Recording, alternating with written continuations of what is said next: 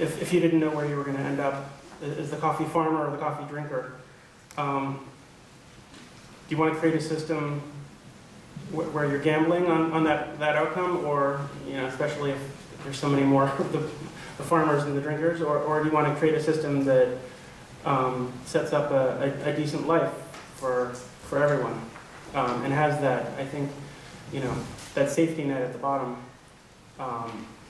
as well as the opportunity to do better, no matter where you are. And I think that a fundamental vision that we're not isolated, that we all live in a codependent system, and we need to get along, and we need to have structures in place that facilitate that.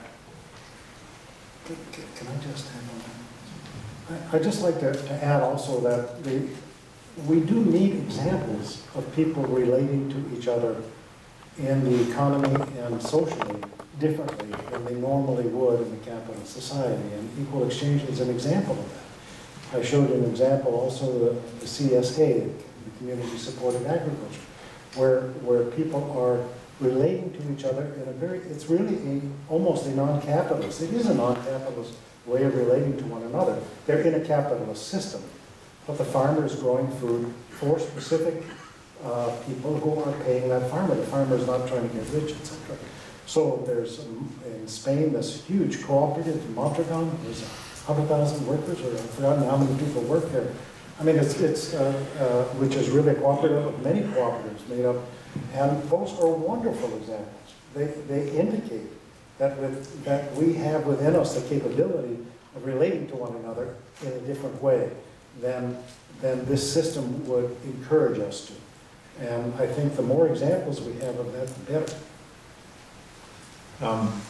We try to get the microphone here that's on this stand out to people. So I'm looking for help as to who's going to move the mic around, because I think we would like everyone to hear you. I'll be happy to move the mic around. Thank you. Let this gentleman right here be the first haver of the mic. I guess me. I just wanted to speak to several of the ethical questions. In terms of what do owners, like their workers, there was an exchange that the Marxist philosopher George Lukács was engaged with, and he was asked, do not workers and owners share a deep, indescribable bond, to which he replied, just quite decidedly, the same as the spider and the fly. So essentially, workers are sucked dry by the system. The truth is, the owners, however paternalistically they may say otherwise, workers are just seen as essentially disposable human beings who are to be used and abused for their profit, who are alienated, dehumanized, and cannot attain their full potential under capitalism. For instance, our ability to labor, which makes us human, is used against us on the job to enrich the capitalists, who just uses that to spawn this whole system that Professor Magdoff was able to outlay for us. And in terms of the North and the South, not just to leave them alone, but to look at what some of these societies have actually been able to do in spite of, say, terrorism, subversion, or outright blockades by the United States or other countries such as Cuba, which not only has medical care, a superior education system, but this country was, for instance, aiding apartheid South Africa. Cuban troops were engaged in battle defeating apartheid soldiers. And in terms of the planning system, I just want to bring up Chinese planning under Mao Zedong, which was not the same as the Soviet Union with its gigantic, emphasis on heavy industry, which is much more, obviously not perfect, but much more ecologically sound in the sense that there was also an emphasis on light industry, on providing for the peasantry, and on a much more sound ecological base. And on that concern, I just want to recommend the work of William Hinton, at the very least. Thank you. All right, are you going to gather a number of comments and then? Yeah. Okay. Well, thank you, Bill, a mainstay of Occupy Boston, which I commend you for. My question is, I guess, mainly directed for Fred, because of the what I take to have been the central theme of his talk, but anyone else is welcome to comment, of course. And that is the notion that it is impossible for there to be the kind of environmental respect for the environment, implementation of environmentally sensitive and responsible policies within a within a system that is at all constituted as a capitalist system.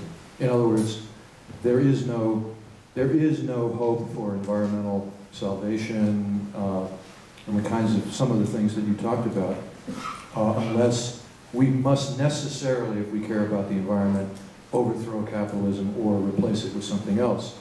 And I, apart from thinking that's a tall order and would not want to stake the rest of my life on that proposition, I am not convinced that that's the case, that there cannot be. So I would like you to, in particular, to speak to what is it, what's your argument and what's the evidence for capitalism necessarily having this growth imperative that is so destructive, necessarily having this competitive feature that is so destructive,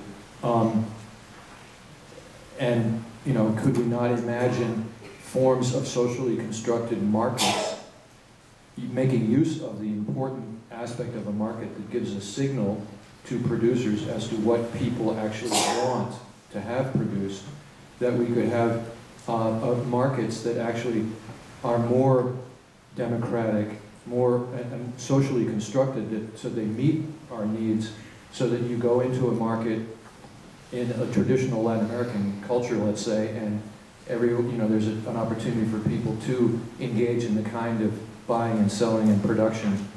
And this is a primitive example, I understand, but there's a balance in that marketplace. It's not monopoly capitalism. Sure. Okay, let me just pick up on that if it's all right. I don't think there's any way you can prove something of what I'm saying. It's just, I did my best to explain what to me is the logic of the system. And we know just from the facts of what has happened that when the economy slows down, which almost all environmentalists, I'm talking about people like Bill McKibben and folks like that, Gus Spade, and I would say sort of advanced environmentalist thinkers understand that we have to get to a no-growth system. Okay, finite growth on an infinite growth on a finite planet is not possible. It's impossible. Okay, so what I'm saying is, I don't see any evidence that you can have a no-growth capitalism. The logic of it reads the other way, and that capitalists are impelled to make more and more money. They want to grow. Even a cooperative is trying to grow every year, trying to expand. They're doing good stuff. I'm not knocking them. But this is the system impels you in that direction. And if you are in competition with somebody else, you've got to do it. You just have to grow. Or else, if you decide as a capitalist you're not going to grow, you're going to get eaten up by the big guys who are growing past you. So competition is really a major part of it. I don't see, I mean, you could say theoretically, first off, I'm probably by 17 points by this point, I'm not sure, but markets don't equal capitalism.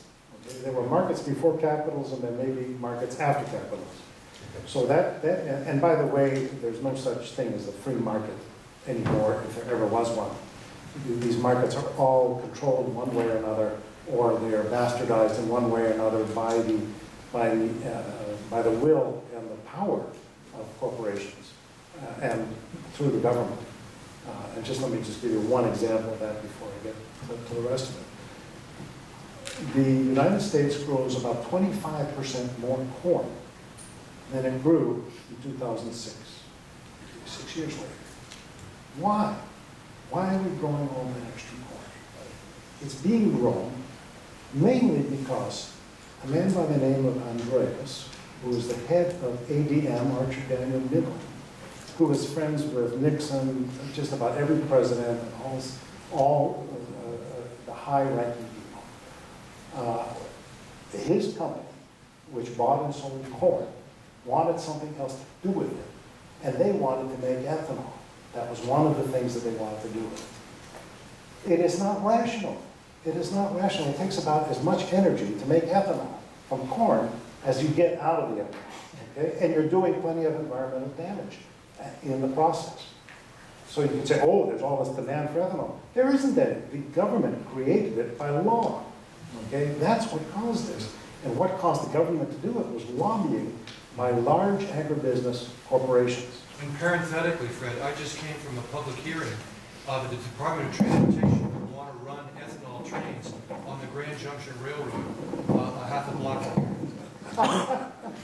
here. Well, good luck. Good luck to them. Yeah. Anyhow, okay, we'll get some more back to it. Okay, Yeah. I actually think there's an answer to this question, even though it's a very big one, but I wanted to go back to the ethical issues, which I do think are an interesting approach, and I think a very useful approach.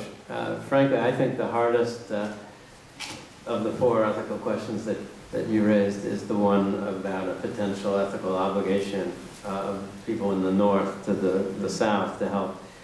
I assume you meant implicitly both the south get up to a reasonable standard of development, not too high, but at least a reasonable standard, as well as in the process not emitting so many greenhouse gases that we kill the chance to mitigate climate change at the same time.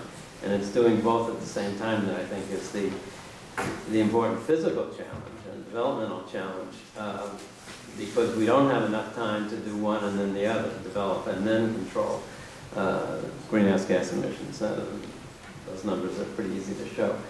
So if I could just address the ethical obligation issue. The way I think of it is there is an obligation to help the very poorest of the world achieve a reasonable standard of living if you have far more, as we do here, to prevent deaths, to prevent malnutrition, to at least allow the people that exist, once they do exist in the world, to help them get educated, keep healthy, etc. I think that is an ethical obligation once people exist, and you can, of course, go into the population issue for the people that don't exist yet. But, and I think the reason there is an ethical obligation to help them develop and control emissions at the same time is because the amount of capital that in fact will be required to do that far exceeds the ability of underdeveloped countries to do it. So Fred, I disagree with you. It's not a matter of just leaving them alone. There's no way they could generate the capital required according to numbers I've seen. So I think given the amount of capital they need, we do need a net capital transfer at very high levels, trillions of dollars a year from developed countries to underdeveloped countries without the expectation, and this is crucial of course compared to the past, without the expectation of earning a profit on the capital by investing it, in private enterprise. It has to basically be a gift, or extremely low interest, like 1% a year. But anything more than about 1% a year, it doesn't work, because then they owe you so much money back, the development stops. So I do see the time we have available to help people that already exist in the world, and the climate change conditions constraining the whole situation. I do think that does create an ethical obligation for us to ship a lot of money from the north to the south. Can I just poke in here, if I might? I think philosophically that's fine. I think if you're talking about ethical obligation to the poor, how about physician heal thyself? We have almost 50 million people on food stamps in the United States. And I agree, but that's not good. I understand that. The other issue is, I would maintain that the United States, as it is currently configured, our economy and our politics, doesn't know how to solve the environmental problem, doesn't know what to do with its capital. They're sitting on, U.S. companies are now sitting on some $4 trillion worth of capital. They don't know what to do with it. They literally don't know what to do. Because they want to earn a profit. Of course, of course. I think there's a comment.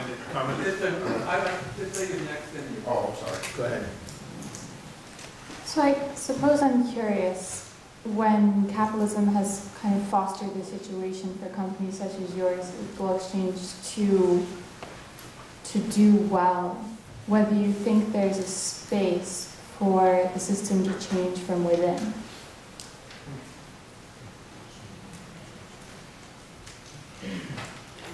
Are you saying, do you think, do we think that we're providing a model for that kind of change from within, or? I think that's a great question. Is it a model for the whole society? I think there are elements to what we do that we feel are very powerful and transformative. And part of the ethos of the international principles of cooperatives is to support other cooperatives as well. And it's part of my job description is to go around to other cooperatives, on nickel, and help them set up similar things. And I certainly see, from where I sit, there's, even though we're creating these internal structures that say, you're not going to get rich, we're not going to sell the company, we're worker owners, but owners in an odd sense of something that you can't sell and that you can get fired from and have to give up your ownership. It's not a conventional sense of ownership. So, yeah, we certainly believe it enough that we're trying to convince a lot of others to buy into it and adopt those things. I think it would go a long way, and we've seen that in other countries that have much more advanced cooperative sectors of their economy.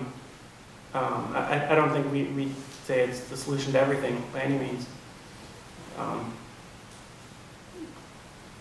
we move the microphone over there? I'm going to try it without the microphone. But are some people recording through the mic? Why don't you go ahead and try this mic?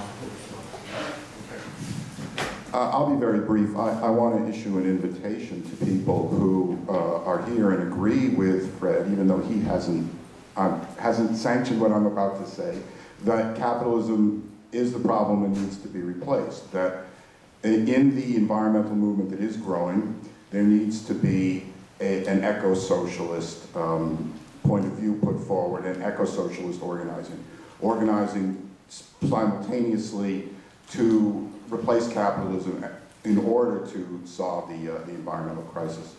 There are some of us here in Boston who are trying to organize discussions and action around that. There are a few of us here. We have sign-up sheets. We have a statement which people can read, and if they agree, they can give us some information, and we can go from there.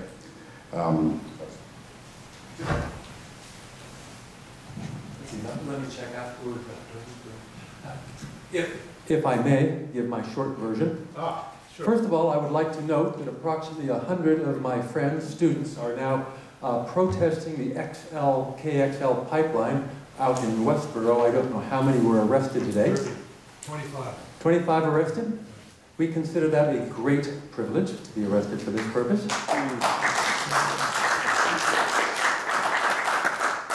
And simply a statement on ethics. I don't think ethics are really important here. What I think is important here is fundamental democracy. Because if we actually had fundamental democracy, if our government followed the values of the actual people in this country, most of the problem wouldn't exist, in my opinion. And now our next speaker Right behind is... With respect to the cooperatives, about a year ago, I heard a talk from someone who was up visiting from somewhere, talking about cooperatives in El Salvador and Nicaragua, and they, in response to a question about why it hadn't spread to some region of the country, they said, well, in that region of the country, all of the coffee plantations were owned by large landowners, and that they were unable to establish that the cooperative mechanism depended on areas where the land was was locally owned, which is, of course, not the case in many parts of the world. So I'm wondering if you just care to comment on that problem of the small farmers not owning the land and therefore not able to establish cooperatives. I mean, okay. It really depends on the country and the history. I can speak with a little expertise on Guatemala, where I've lived for several years and worked connection with in various capacities. But I mean, what you have in a country like Guatemala, and that history is mirrored in many other countries in Latin America, is the land ownership structure is really a legacy of colonialism.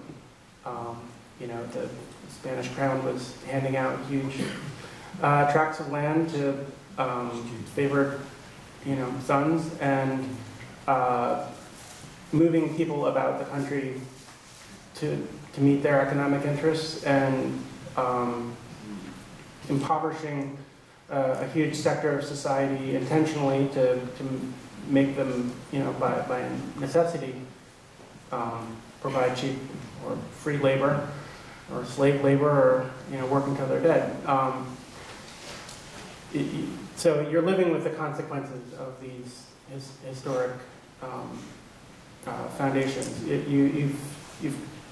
You know, things have evolved in certain countries where that model, they figured out you could actually make more money owning the export machinery rather than owning the farm, and make more profit with less risk. And in certain countries, you actually had a political, you know, revolutions or reforms that broke up huge land ownership patterns. So you often have, you know, some countries have huge cooperative movements and others have very scarce ones. So it tends to follow the individual politics of that country. But when the conditions are there, and as I said, for a lot of agricultural cash crops, you don't have an economic argument for large land ownership. It's really a political legacy. And if you can help the small farmer, you know, get the larger gains by climbing up just even a couple of steps up that supply chain, it can be transformative. And not just that they're going to be farmers forever, but in times of economic crisis, they're not going to be destitute. They won't have to have their kids, you know, the kids can choose whether to stay on the farm or not, or they can get an education. And what I found in the cooperatives, you know, 100% of the kids were going to school, even during the worst times of these market collapses. And you didn't have huge migrations of those farmers into the cities because of economic crises. And the kids could choose, you know, do I want to stay in farming? Do I want to be an accountant for the co-op, or do I want to be the computer tech? So that's been our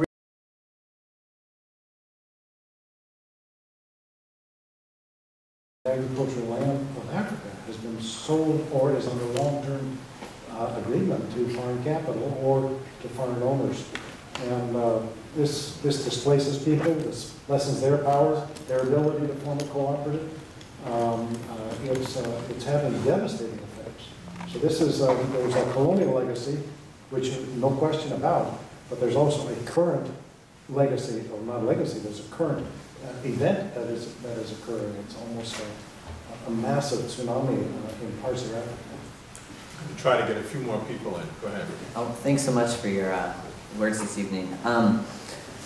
So what I was thinking about is how capitalism begets itself and does so strategically. And currently, young people, you know, equate money with freedom. Whereas to me, mutual liberation from oppression is what really freedom is about. And so I think right under the surface of a lot of these conversations is how our society here in America is really founded on white supremacy, right? And how capitalism takes advantage of white supremacy to continue itself. And considering that if mutual liberation is our goal, then not out of any sort of white guilt, but in terms of why we should move away from capitalism, it's out of solidarity with oppressed peoples. And considering that democracy is another goal for that, I consider it incompatible with capitalism, right? The two can't really coexist. And so as a alum here of an engineering and policy degree and an anarchist, I want to say that I think that to your science and technology people question, we really have the opportunity to take this knowledge that we've obtained through privilege, in my case, white privilege and patriarchy, to really struggle in solidarity with oppressed people and accept leadership and wisdom of oppressed people to really work together to undermine these systems and not be satisfied with profiting from them. So working together towards that goal, I think, is an opportunity. Thank you. Anyone else who hasn't had a chance? Back over on this side over here. Again, we'll just take one or two more before we end for the evening.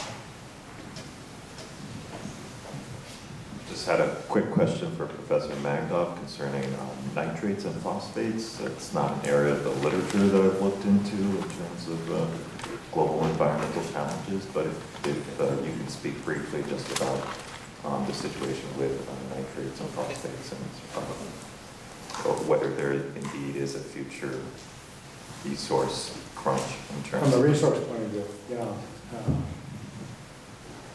Well, you know, nitrogen fertilizers are produced with the use of mainly natural gas. It's terribly energy intensive to produce them. You're taking the nitrogen molecule in the atmosphere, which has a triple bond, two nitrogen atoms have a triple bond, and you have to break that, okay, and put hydrogen on those nitrogens. It's terribly energy consuming. And so the problem with nitrogen fertilizer, I'm not talking about nitrate pollution of groundwater, I'm talking about nitrogen fertilizer, a source of fertility for the soil, which I assume is your question. Okay, it's all tied to energy. So if it's done through conventional agriculture, and so the nitrogen fertilizer prices are tied to energy prices. Price of energy goes up, nitrogen fertilizer prices go up. They don't necessarily come down when the price of energy goes down. However, you can produce nitrogen for non-leguminous crops, like the grains, like corn and wheat and sorghum, etc., using leguminous crops. So it is possible to produce enough nitrogen through a good rotation of crops for crops that don't produce their own nitrogen. Okay? So there are other ways of dealing with it, and especially if we had animals more integrated into the agriculture. And the first thing that happened with agriculture and the development of capitalism is the movement of people away from the land into the cities. Okay? And this is something that concerned a lot of people in the mid-19th century, by the way, including Marx, who wrote about this, but others as well. And so you had an era of what was called guano imperialism, where they actually fought over the use of guano, these natural deposits, high nitrogen deposits. But then what we've had since the 1950s has been a second rupture of nutrient cycling by removing the animals from the land that produces their feed. I'm talking about in the United States, where we now have concentrated feedlots.